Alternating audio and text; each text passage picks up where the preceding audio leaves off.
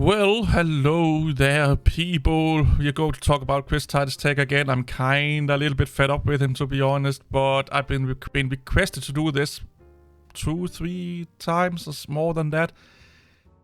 So I kinda am going to do it, and it's this one here. Windows is not safe. I actually rather watch a 96-year-old World War II fighter pilot take flight again. It's a 30-minute video. I can probably make it last fucking 2 hours, so let's get into it. So before we start, I just want to let everyone know that Windows has basically made my career. A lot of folks think of me as like a Linux guy or, maybe even Mac OS. Nope. People that regard him as a Linux guy is people that are new to Linux or have no idea about Linux, because he's kind of in the same boat. I do like his Flex, Microsoft certified t-shirt, Windows making his career. That's how most of the world is. Like, Windows is making most people's careers nowadays, and I've done for 3 or more decades. It's nothing new, and it is what it is. It's the most popular operating system, so of course it's going to make people's career, just like Linux and Unix can, and all of that shit. Here and there, but really, Windows has been the thing I know the most about. I have 11 different professional certifications, and I really, really know it. Then talk about Windows instead of Linux that you barely know anything about. I'm sorry, but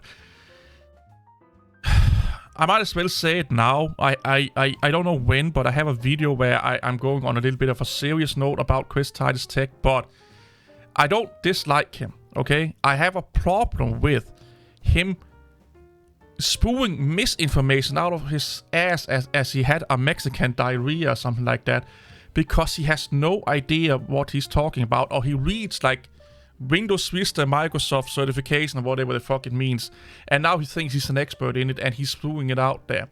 I would not have a problem with it if he said, this is my opinion, this is how I understand it, or this is what I have learned so far. But the way he presents his material is that he's the know-it-all, the guru, the expert, and you have to shut up and listen. There's a big difference between saying, this is how you do something, or this is how I have learned or think to do something, or I think you should do something, or how I know to do it up till now.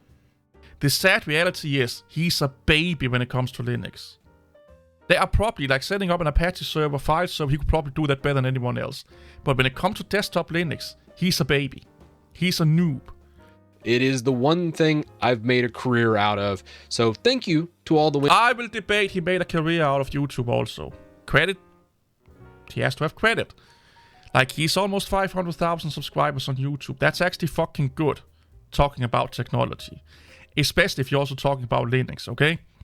I will say he have made somewhat of a career out of being an entertainer and a YouTuber. So yeah, it's not the only thing he's good at. Windows users, because without you, I would not have made well over $1 million in the past 20 years. And why do we need to know how much money you have made? Like, I hate when people throw this, oh, I made so much money. Who cares? I don't give a fuck. Nobody gives a fuck about how much money you're making or have made. So, let's get on the desktop and go over why Windows is not secure, how all the attack vectors and things that I would do to affect a Windows install, and then you can kind of make your system a lot more secure. Now, the big thing here is there's no internet security suite that will help you. Don't waste your money on these things. True. They will literally just be pouring money down the drain, and you're not going to be any more secure. These methods I'm about to show work on any system. So even the lockdown systems to an extent. So there's many of these things that cannot be... Then they don't work on all systems. Like, these are the things that I kind of hate about him, is that he says something contradicting himself a second later. It works on all systems, also the lockdown ones to some extent. Well, then say it works on all systems. Maybe there are some caveats where they don't work, Be honest here. Like, it's the same with DistroTube. I'm not looking down on people using proprietary software. And then he talked 10 minutes about how bad people are that are using proprietary software. But I'm not judging anyone. I'm not looking down on them.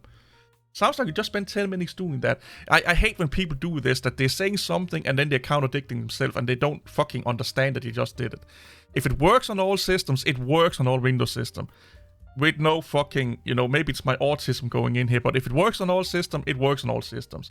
You can't then say, and mostly on lockdown systems, but then say it works on all systems and some worked on lockdown systems. Is it that hard? I don't think so. Locked down and are readily available on pretty much any system. So let's try and harden up your system and also make you aware of all the attack vectors in Windows.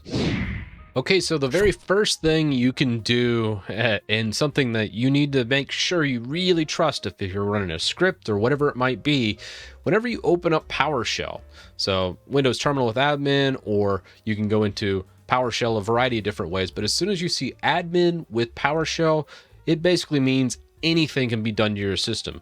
It's like running root under Linux. Things you do in here aren't even accessible to someone that knows like the system inside and out. Like you go sysdm.cpl and pull up like the old school system properties and start modifying things in here. But you give me PowerShell, and PowerShell any day of the week, I can change anything about any Windows system. So once I have admin access to PowerShell, game over. Now this can be controlled, and there's certain things we can do to disable PowerShell and re-enable PowerShell. So something I probably recommend folks to do, but again, we'll address that here in a little bit. Let's move on to the second way people get taken advantage of, or you can easily exploit Windows. And that's really done through something called Task Scheduler. Task Scheduler has been around since pretty much the XP days, maybe even before that. But if you go into here and just type Task Scheduler, and it should pull up.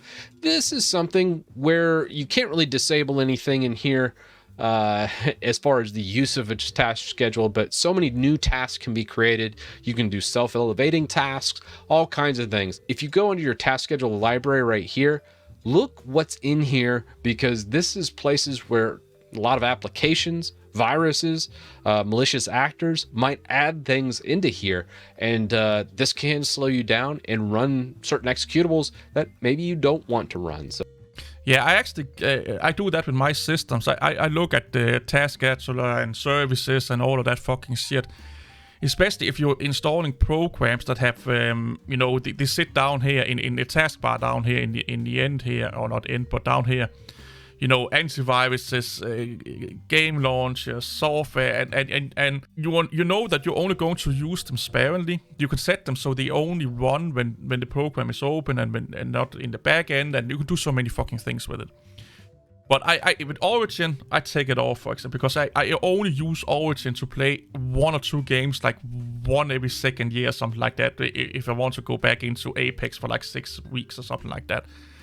If I'm installing programs and I don't want them to start up both as an automated service and backend services and updating, checking, and all that shit, I want to do that manually. I disable, that runtime, or what you will call them, in here, in these different places here. I will say this: you have to understand what the fuck you're doing. I have had people go in here and disabling shit they didn't knew was what is this? I don't know. Let's just disabling it for the sake of disabling it, and then shit stopped to work, and they couldn't understand it, and the bits and moaned at Windows were not working well when it was them that fucked up.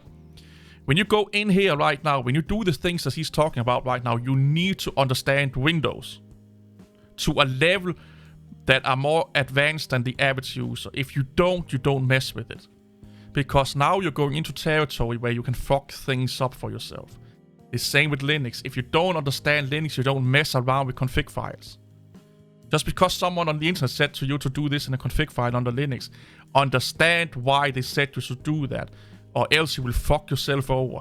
And it's the same with Windows. And sadly enough, too little is being said about this, that a lot of times when Windows fucks up, it's the user that have fucked themselves up. So I hope he kind of put that disclaimer in there. But yeah, you can go in and do a lot of crazy, amazing shit in here. So I need to probably go through mine. It's been a minute. Yeah. Like RTSS, what is that? And if we go to actions, you can see, oh, that's Riva's statistics tuner for like my FPS counter when I'm doing gaming. MSI Afterburner, same thing. And then CNEX, oh, that's an AMD process. I was like, I don't know what that is. That's AMD. But just make sure these things are doing the things you want them to do. And if you... Yeah, but know what the things are. And Again, you can see triggers and actions and conditions and settings and stuff like that here, historically disabled. What I do is that if I don't understand what, let's say, this one up here is, I Google the living shit out of it. Because Windows have some services running in the background, and the name of them is sounding like suspicious as fuck. But then you go Googling it, and it's a really, really important background service for for hardware capability, or hardware whatever, or, you know, software compatibility, or software acceleration, and stuff like that. But it has like a really weird name. And if you disable that, you can get into problems with, let's say, for example, web pages acceleration, or hardware acceleration for web browsers and stuff like that. So if you don't know what you're doing here, you should leave your small little fingers out of it. Just like with Linux, if you don't know what you're doing, you should not be messing around in there. Don't want them to do it, like as far as an update task for AMD right here. Probably don't need this. So I'm going to just hit disable and then get out. Now, a lot of people recommend deleting these. A lot of times applications will repopulate what's here, but a little hack here is just to hit disable. It can make your system run a little bit faster. Also, if you delete it, it can to some extent doing an update auto install.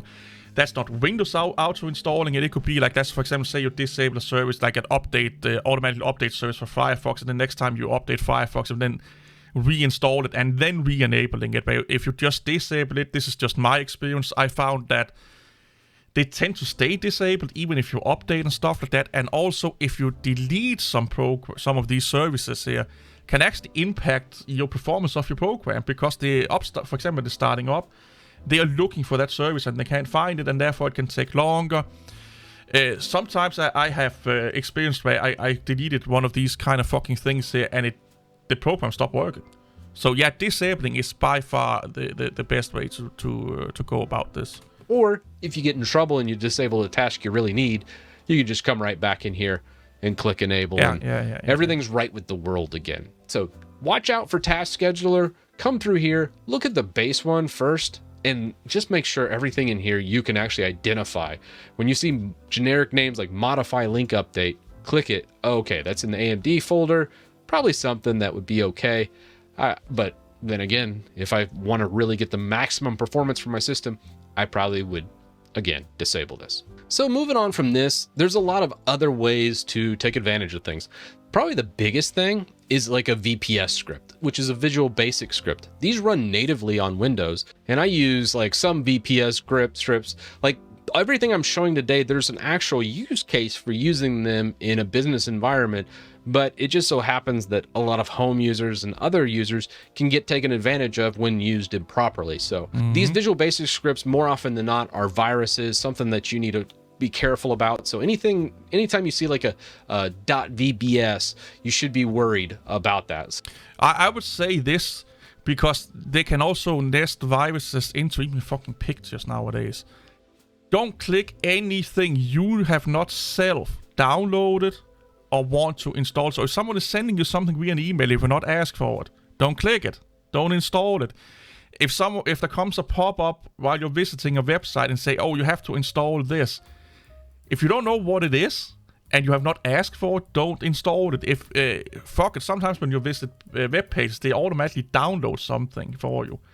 And it can be like a script or a file, because they then expect the users to just click on it and they're like, hey, remember to install this here. Or a lot of times if you're going to download software, they want you to download their own download manager, an extension for the web browser. Don't do it. If you have not yourself set out to search for the thing, for any executable program or script or whatever, and someone is either trying to give it to you, want you to download it, or want you to run it, don't do it.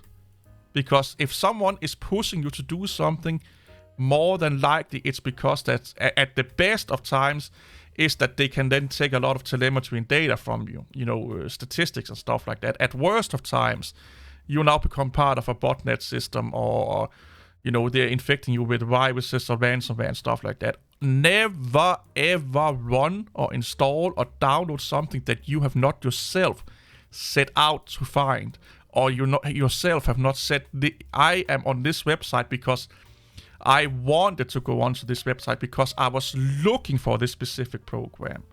And if you're not an advanced user that don't understand Visual Basic scripts or any scripts at all, you should not be running scripts. It's the same nature as I said before. Don't run anything that can alter your computer that you don't understand, especially scripts, exe files. Again, if you go out and find like Photoshop and you know download that and install that, of course. But if you don't know what it is, you don't run it. If you don't understand it, you don't run it when we are talking scripts. It's that fucking easy. So, just to kind of show this right here, I'm going to just highlight all this, copy it. This is just a generic deployment script from GitHub. And I'm going to save this just to show you how this looks. So hey, if you see this file, do not run it unless you know exactly what it's doing. And we'll just enable it test.vbs and save it to documents. Just to show you there is an antivirus working in the background, but I can still use all these tools easily to exploit a system. But also most of these are used in business to take care of systems. So I'll let that scan in the background, but you'll notice it doesn't really catch much, especially when you're going through here. So anytime you look at these types of things, let me blow up these views. Let's go with a large icon. This is the icon almost every VBS script has. You see this little curvy notepad looking thing. That's a Visual Basic script, and there's been so many viruses and different things that have taken this form factor. So be very cautious when clicking anything that ends with VBS or has this icon. Good chance that you're going to run into problems. Probably the biggest thing I've done with a VBS script was I transplanted about 1,000 users on-prem Outlook Exchange mailboxes onto an Office 365 mailbox, and I was able to swap all of their mail so it wasn't downloading 1,000 user mail whenever I did the full conversion. So that was a good example of maybe when you might use a really complex VBX script to do something that you really can't do in PowerShell easily, and that was one thing. This is basically Windows equivalent to bash scripting. Look at it like that. Now, if you're a Linux user, you kind of get the idea of how powerful they are and how much shit you can get into. I had to really interact and need a little bit more power than PowerShell. But again, VBS scripts can be very dangerous. And moving on from that, I probably would pull up a group policy editor. Now, some people don't have this. Like if you're on Windows Home Edition, you probably don't have this, but this is some place that you can actually come in, kind of take a look. A lot of it, if you just go into all settings, if you're looking for something like, hey, what has actually been changed on this system? I usually just go all settings, sort by state, and then look at what was configured. And this is a good way to maybe get a better grasp on your updates and also other things, but also this can be abused with certain aspects of scripts on startup shutdown. So check this to see if anything's maybe pulling up. You got PowerShell scripts that can run as your computer's starting, and this is the computer configuration. So even if you lock down PowerShell from a user standpoint, you can bypass it with Group Policy Editor on startup using something like this. So this is something to watch out for. And also on shutdown, you can run different scripts, PowerShell scripts, all these things to manipulate any Windows instance to your needs. But something to definitely watch out for. And there's so many different policies and things you can set in here to really abuse the system. So be careful with Group Policy Editor. And if you set too many policies, always remember you can come into all settings and sort by state and kind of uncheck it. If I ever come behind someone that may not have known what they're doing, this is a good way for me to fix someone that just got policy happy. And then again, a neat tool to have, but I don't think it's that necessary for the average person. And final, something that probably should be pretty much disabled on every system is regedit. And this is the registry, the brain of Windows. And regedit is kind of an interesting thing because you can do all kinds of different aspects with this. I was actually messing with the NTFS in here, but again, everything I've kind of gone over, all this can be done in Registry, which is kind of wild. There's so many different aspects in here. That's why if I mess with Windows, this is where I do it the most. If you are a knowledgeable Windows user, if you're doing, I hate the word power user because it's used incorrectly most of the time. But if you are an advanced user of Windows, I don't think you should lock down your Registry editor. But if it's for on your mom's computer, your friend's computer, people that are never going to go in there and mess with it, they casual users, it's a good idea to do so. I don't do it on my mom's, and she has never had a problem. I look over her computer like once a month and stuff like that. And she's like 60-something years old. She goes on Facebook. Like Facebook, that's it. Facebook and YouTube. And see, again, never had a virus, never have a problem. Maybe I should make a video about that. I think I'll do that after this one here. It's actually some good information, this video, to be honest. That you could set. So disabling regedit, I would probably recommend for most users, because more often than not, folks will make mistakes in here and cause their system to either become unresponsive, not boot. All kinds of bad things can happen from Registry Editor. Oh, change the value so your kernel can't boot. I've done that. But it is extremely powerful. So be very careful with Registry regedit. This is something that I'm in quite often. Sometimes if I'm setting up like an auto login, I might automatically put it in here, because most of the GUI functionality of auto login in Windows systems have been removed. But you can still auto log into your system using Windows. Obviously, you probably wouldn't want to do that, because it makes it very insecure for anybody that has access to your system. So that really kind of brings us to the point of how to protect yourself, and something that I'd recommend. It's a free tool. It's a public open source on GitHub. It's been updated for years. I've used this probably for 4 or 5 years now. But before we get into that, one thing I would mention about group policy: if you are on home and you want group policy, this right here will actually enable group policy just using a simple DISM command from your elevated PowerShell. I didn't know that. That's neat. But again, I'm the only user. I'm the only crew. You know, I'm not that fussed with the group policy. And again, I think I will make a video about how I have been able to stay virus-free, hacker-free, and secure for 7 years on the same Windows install now.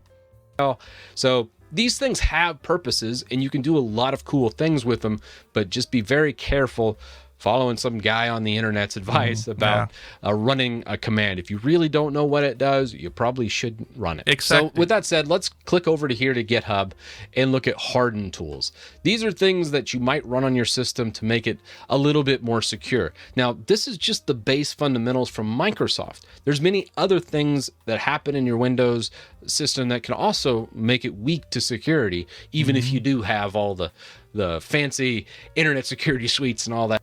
And before all of you Linux nuts out there be like, oh my god, this is why I should run Linux. So why do we have a guide to harden Linux then? What he's doing right now is what DJ Ware is doing when he's hardening Fedora or hardening Debian and stuff like that. He's just doing it on the Windows. This don't make Windows less secure or less stable or anything like that than Linux. Why do we need these tools? Well, or why do we have these tools? Well, how you run a computer in a corporate setting versus a private setting is really different. So therefore, there are 100 more things that they can live without, so they can make it even more, hardened or secure. But if you did it at home, you will probably or could end up being like, now this is not working, or I can't do this anymore. That you are doing that they are not doing. So again, like he said, you need to understand what the scripts are doing before you run them. And another thing is, do you really need to be this hardened and this secure? Because you can avoid 99% of this with common sense. You don't need, 10,000 firewalls and virus scanners that scans your fucking plot pressure, not plot pressure, your plot every time you sit at your computer, and have a retina scanner and a air scanner and a boob scanner to get on your computer. Common sense gets you a long way, because most people today, they don't care that much about your computer. They care about your social life online. So that's why most hacking attempt is social engineering / phishing emails and shit like that. They want your bank account more than they want your computer. What are you going to do if you get a virus on your computer?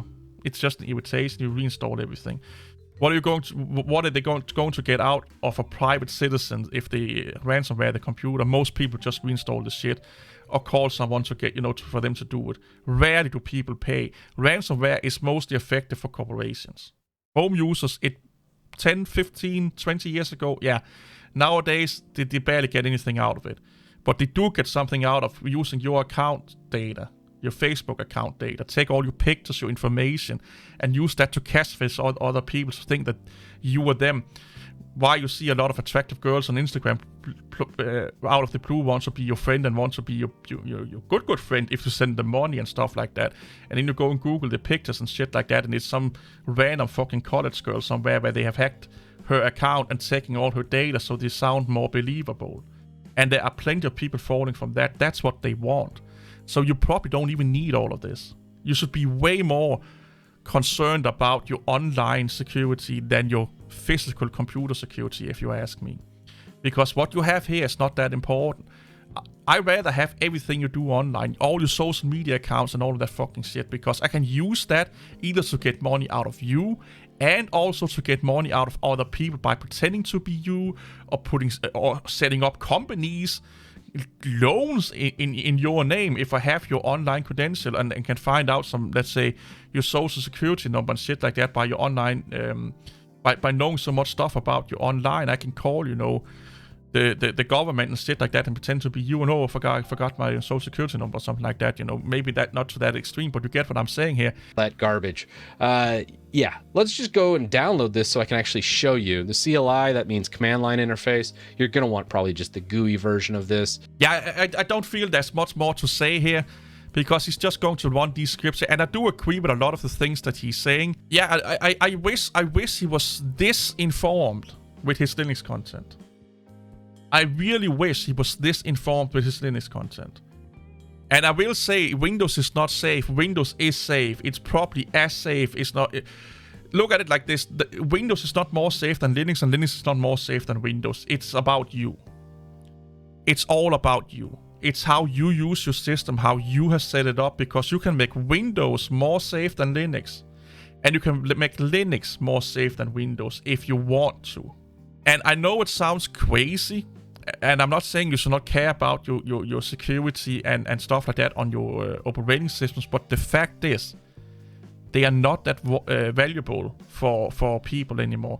The most valuable thing I can right now get out of my fat ass when I'm talking to you guys about why they probably want to hack your computer is to use your computer as a botnet, so you can when they're going to do denial of services attacks and stuff like that, you can become a computer that's part of that. You're calling a website up 1,000 times a fucking second or something like that.